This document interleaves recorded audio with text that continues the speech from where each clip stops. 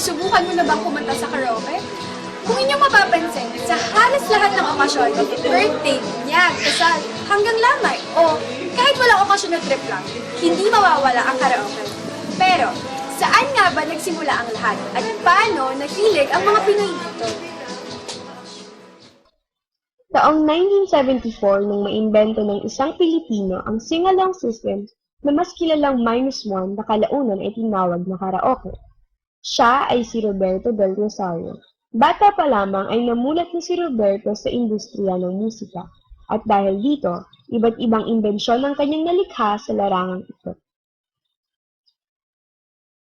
Ngunit ang naimbentong sing-along system ni Roberto ay nagkaroon ng laban sa karapatang-ari laban sa Hapon na si Daisuke Inoue na unang nakaimbento ng karaoke noong 1971.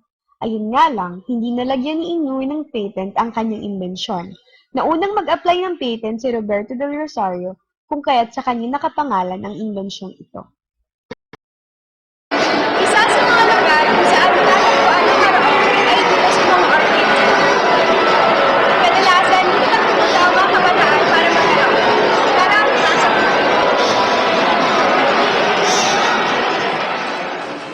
Meron ding top 10 songs na pinakinakanta ng mga nagpupunta dito na nanggagaling sa song list na nakapaskin dito. At narito naman ang mga tinatawag nilang karaoke rooms. Mga sandaling wala ka, di ko na umasa, babalik ko kapagkat wala na ang pag-asa kahit na ako'y magsisi at lumo. Di na mabilang ang tubig na initan sa lupa. Okasyon, bakit kayo nandito ngayon? Wala lang. Wala kasi kami, wala kami vacant namin. Mga ba na vacant hour? Tapos, sa tuwing After class, pumunta kami palagi. dumidiretso kami dito sa Lagi po, Lagi. every day. Every day? Every night. every, maglalabasan na. After class, Bakit po kayo lagi pumupunta dito? Wala lang, bonding namin. Habit na namin. Habit na namin. So, Kami, parang may kanya-kanya kasi kami, na ayaw pa namin umuwi kagad ng bahay pag-out. Kung bugutak namin sa school. so ano nararamdaman nyo pag kumakanta kayo dito? wala, masaya. Kasama ka ng magkakap ng mga friends. Friends? Kasi minsan Kasi may kasi pag kasama, may iba-iba kasi tono ng iba-iba tono ng kanta. Sige, sige. So ano yung lagi nyong kinakanta? Love song. Puro love song. Okay lang yung bayad dito na 5 pesos ba? 10 pesos. 10 pesos isang kanta. Hindi ba mahal yun? Sakto lang. Hindi naman. May bangka Mahal! Nakakailang kanta kayo sa isang stay nyo dito? Minsan, 100 sa loob ng kanta-kanta. 100 pesos, meron kami 26 token. Ilang kanta yun? 13 so 30 songs din. So 100 ba sa budget nyo, 100 pesos sa isang araw? So pero may idea kayo kung saan nagmula yung karaoke? Wala sa ano eh. Wala. Tingin nyo sino nag-invento? Ewan ko yung Ha, Japanese. Kailan kayo pupunta dito? Minsan. Masaya ka ba pagkakanta ka dito? Masaya siya.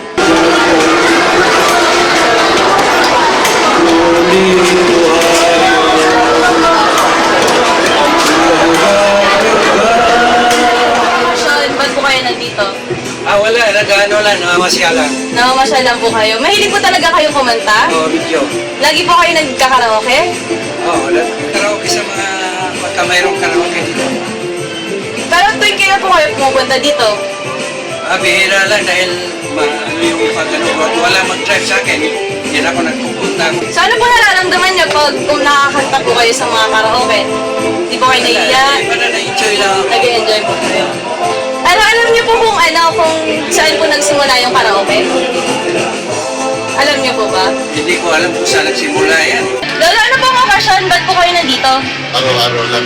Araw-araw po, nandito po kayo. Pampalipas oras niyo po. Hilig niyo po talaga yung pagkanta. Pag-ibigan. Nakakapagkitigan din po kayo. Ano po nararamdaman niyo pag kumakanta po kayo sa mga ganyan? Siyempre. Matalikis na oras. So, alam niyo po ba kung saan nagsimula po yung karaoke? Saan? Apo? Alam ko dito yan. Nag-start yung minus 1 Ohara. Dati minus 1, di ba? Eh, pag pinakakanta ako, sabi ko, pass muna ako, masayawin nyo na lang. At meron din namang mga karaoke na hinuhulugan tulad ito. Mga bahay o kalye, meron mga nagkakaraoke tulad nito. Pero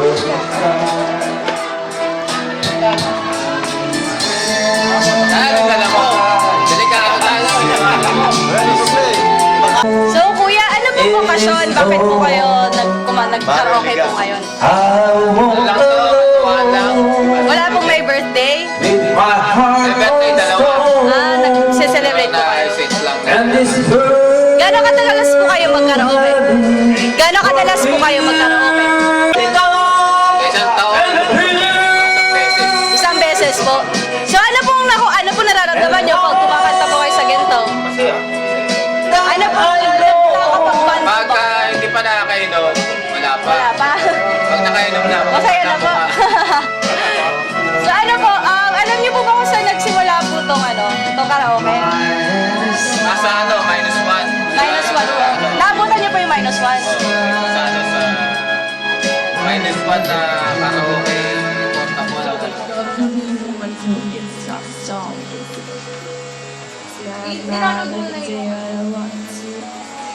At para sa mga can't afford, meron din namang mga karaoke sa bahay tulad ng Magic City. Bukod sa mga karaoke rooms na matatagpuan sa amusement center, meron na rin mga taong nag-business ng karaoke tulad nito. Tara!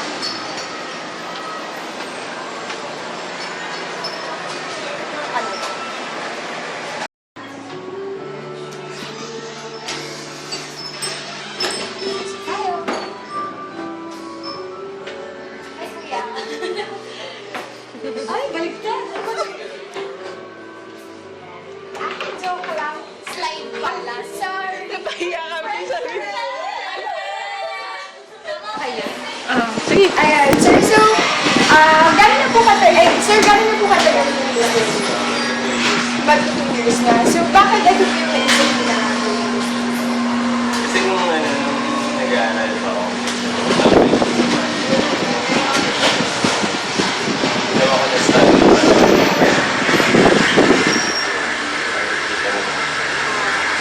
Tapos, yung usual na mga nakikita sa business mo. ito kasi nung estudyante, tapos yung mga nag-aaral Pero, successful naman yung business.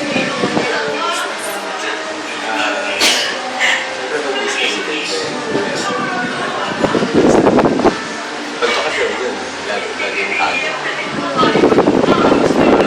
Pag tinanong okay naman So, ano po, last question na.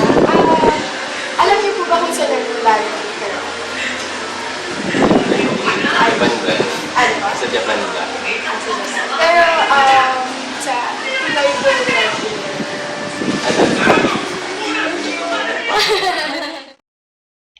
At meron din kaming nakausap na nagpaparenta ng karaoke. Sa karaoke. Una po, bakit po karaoke yung rental, yung business po na natin?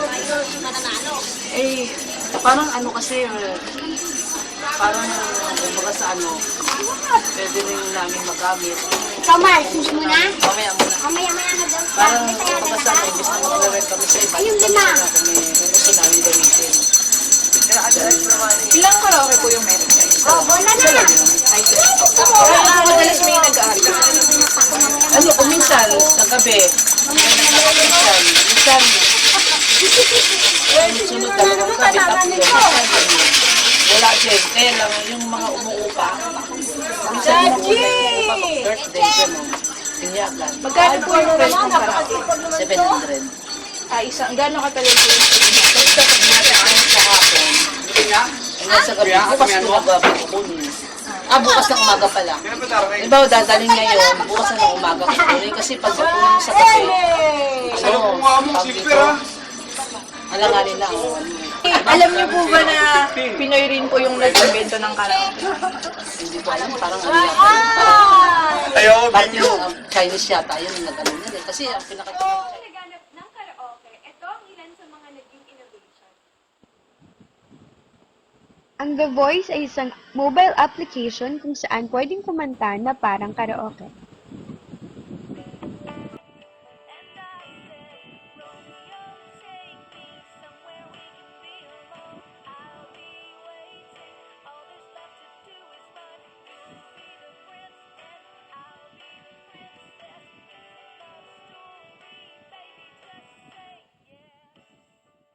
At ito naman ang bright idea ni Kuya. Ako si Hale Peña, taxi okay driver, na nakaimbento na naglagay ng video okay sa taxi na ang konsepto ko para hindi mainip sa traffic, may libangan sa loob ng taxi. Pwede kayong kumanta, pwedeng mag-request, pwede ko kayong i-serenade habang nagta-travel. Sa dinami-dami ng aking nakapiling, kung sino-sino ang umibig sa akin. Umabot na rin ang karaoke sa mga singing game shows. Sa TV5 ay merong Killer Karaoke. Kahit na anong mangyari, do not stop singing. Okay?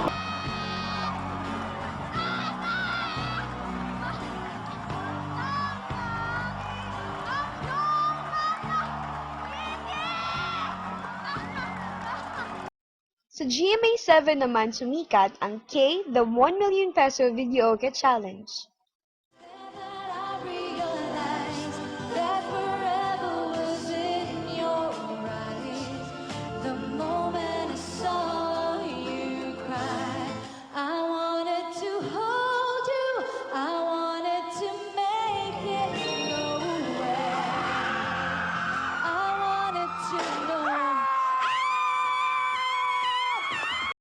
At ngayon sa ABS-CBN, merong The Singing Bee. The night away.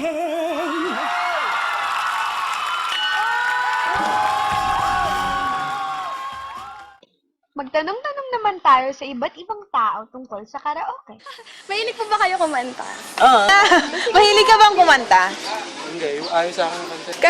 Mahilig kang kumanta? Ano lang naman. Mahilig po ba kayo kumanta? Hindi! Tubog to! Kumanta? Hindi ako marunong kumanta. Mahilig po ba kayong kumanta? Ay, ayaw naman! Mahilig ka pong kumanta? Kumanta po. Hindi masyado. Mahilig ka ba kumanta? Hindi! Eh, karaoke po. Eh, hindi ka rin mahilig mag-karaoke? Or, Napipilitan. mag-karaoke po? Minsan. Karaoke po? Hindi nga, tumutog lang. Tumutog ako, gitara, drum, bass, organ. Hindi po kayo nagkakaraoke? Hindi. Mag-karaoke po? Mag-karaoke? Mag-karaoke? Magkaraoke po. Hindi rin po kayo nagkakaraoke? Magkaraoke po. Karaoke, oo naman. Hindi ako likod na. Mag-karaoke? Hindi rin. Gaano po kayo kadalas magkaraoke? Pag may pera, kumakanta kami. Pag may pera niya. Pag may pera po. Depende sa pera. Ay, Gaano kadalas ka gumamit ng karaoke? Pag natripan, mga ano lang, mga sabi natin, 1 linggo, 3 times a week, mga ganun. gaano kadalas ka magkaraoke? Minsan, 1 linggo, Sa isa? Tuwing kailan po kayo nagkakaraoke? Kapag may ano lang ko kasi. May time. Kasi magre-rent. Gaano po kayo kadalas? kadalas magkaraoke? Minsan, pag may okasyon, ganyan. Alam mo bang Pilipino yung gumawa ng karaoke? Hindi. Ano? Ayun, alam mo bang Pilipino ang gumawa ng karaoke? Koreano. Alam niyo po ba na Pilipino yung may gawa ng karaoke? Hindi. Kilala niyo po na Pilipino yung umimbento ng karaoke? Hindi. Excuse me po, pwede mag-interview. Mahilig po ba kayo kumanta? Oo. Mag-karaoke po. Oo. Mga gano'ng kadalas? Mga every other day. May idea po ba kayo na Pilipino ang gumawa ng karaoke? Talaga? Wala. Yun lang po. Sa pagkanta sa karaoke, mayroong mga kumakanta na para kumanta lang.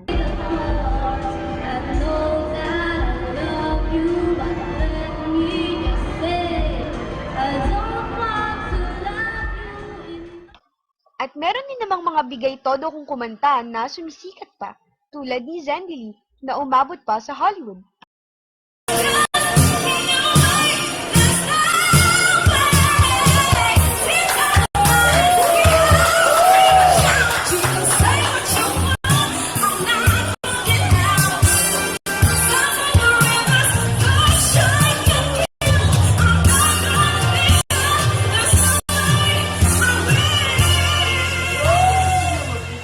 Malaki ang naging impluwensya ng imbensyon ni Roberto del Rosario sa ating mga Pilipino. Nakakalungkot nga lamang isipin na halos lahat ay hindi alam na Pinoy ang nag-imbento nito. Ngunit kahit na ganoon ay patuloy pa rin natin tinatangkilik ang karaoke. At ang maganda dito, wala sa edad, kasarian, lokasyon, o estado ng buhay ang pagganda natin sa karaoke. At kahit iba't iba man ang dahilan ng ating pagganda, hindi natin maikakaila na minsan sa ating buhay ay kumanta tayo sa salin ng karaoke.